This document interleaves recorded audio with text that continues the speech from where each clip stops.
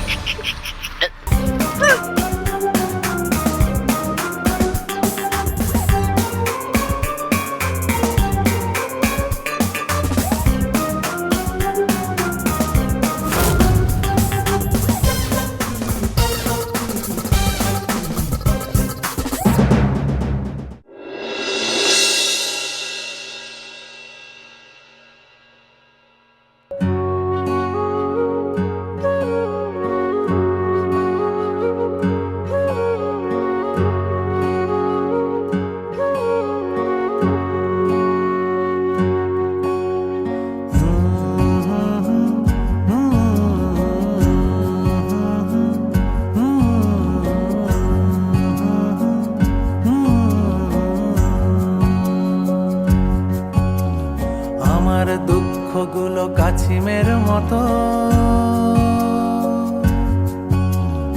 আমার দুঃখগুলো কাছিমের মতো গুটি গুটি পায়া এগোতে পারে না।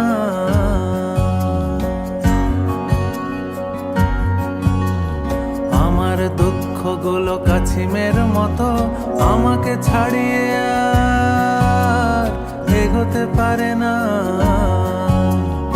আমার কষ্টগুলো ডালিমের মতো ডালের জমাট কেউ ভাঙতে পারে না।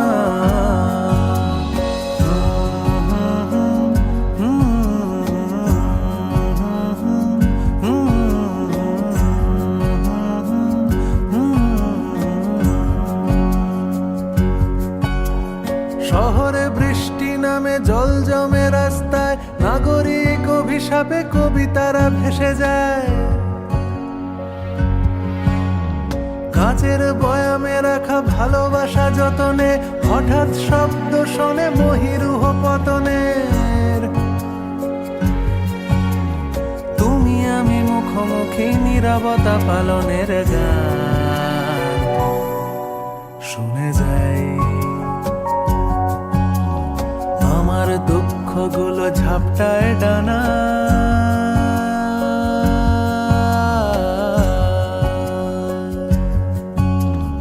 আমার দুঃখগুলো ঝাপটায় ডানা, সুনীল আকাশ তবু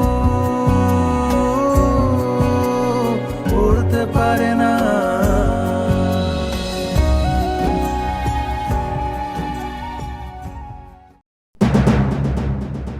আরে তোরা কি করছিস সেগুলো?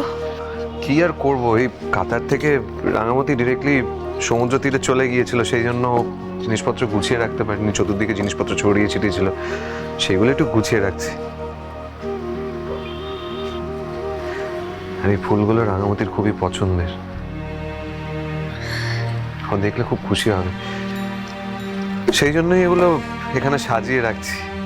আর এমনি তো এখনো প্রেগনেন্ট না, প্রেগনেন্ট অবস্থায় বেশি কাজ করা উচিত না, তাই না?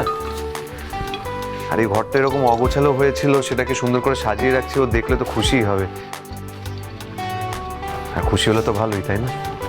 প্রেগনেন্সির সময় তো একটা মানুষের খুশি থাকাই উচিত। কি করছিস তুই?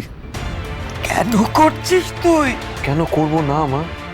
আমারই তো এখন এসব কাজগুলো করা উচিত, নাহলে তো রাঙামতি এসে যদি ঘরের এরকম অবস্থা দেখে তাহলে তো ওই গোছাতে বসে যাবে। আর ও তো প্রেগনেন্ট, এই অবস্থায় তো বেশি কাজ করা উচিত হবে না, তাই না? আচ্ছা ভালো হয়েছে তুমি এসেছো। তুইও বল, এই যে বাচ্চাদের প্র্যাম বা দোলনা কোথায় ভালো পাওয়া যায় বলো তো? আমি ভাবছিলাম ঘাটের ওই পাশটায় ওটাকে ফিট করে দেবো, কি বলো? হ্যাঁ ভালো হবে না? রাঙামতি খুশি হয়ে যাবে না মা? কেন এরকম পাগলামি করছিস ভাই? আমি পাগলামি করছি? যা বাবা মা কি বলছে দেখো, আমি মানছি যে এইসব কাজগুলো শুধু তোরাই করতে পারিস, কিন্তু আমি করছি দেখলে তো রাঙামতি আরো বেশি খুশি হবে, তাই না? ভাই, রাঙামতি আর বড় বৌদির কোনো খবর পাওয়া যায়নি এখনো। দিদি ভাই, খবর পাওয়া যায়নি তো কি হয়েছে? রাঙামতি ঠিক ফিরে আসবে। আচ্ছা মা, আমি কি ভাবছিলাম জানো, আমি ভাবছিলাম এই তীর ধনুক, এই তীর ধনুক এটাই হলো রাঙামতির লড়াই করার আসল শক্তি।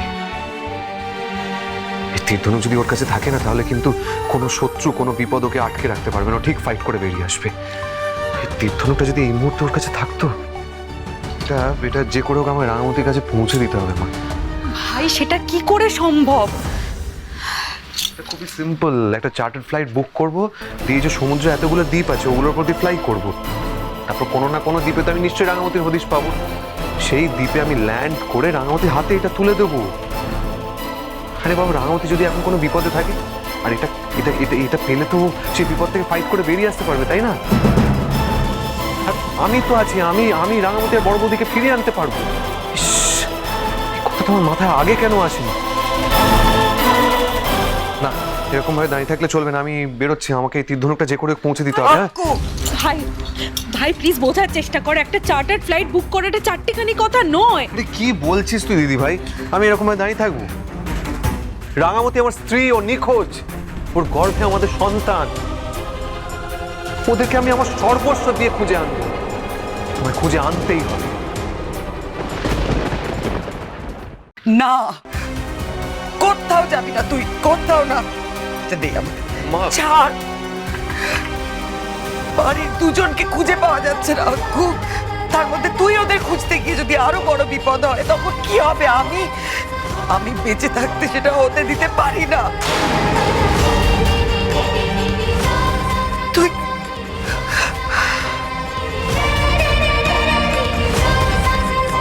তুই সোনা কু, তোর রাঙা, আমার রাঙা, ও তো হাঁটতে শেখেনি, ও জানেই না কি করে হাঁটতে হয়। তুই দেখিস, ঈশ্বর ওকে অস্ত্র যোগাবে।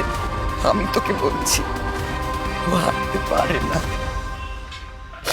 দেখ কাকু, তুই তো কত নিষ্ঠা ভরে উপোস করে, কত মন দিয়ে ভোলে বাবার মাথায় জল ঢেলে রাঙার জন্য প্রার্থনা করেছিস, তাই তো? রাঙা যাতে ভালো থাকে এটাই তো চেয়েছিস তুই। আমি তোকে বলছি, সেটাই হবে। রাঙার কিচ্ছু হবে না, রাঙা ঠিক ফিরে আসবে। ভোলে বাবাই রাঙাকে শক্তি দেবে, উনি রাঙাকে আমাদের কাছে ঠিক ফিরিয়ে আনবেন। ঠিক আছে, রাঙামতিকে ফিরতেই হবে না, ওকে ফিরে আসতেই হবে, আমার কাছে ফিরতেই হবে।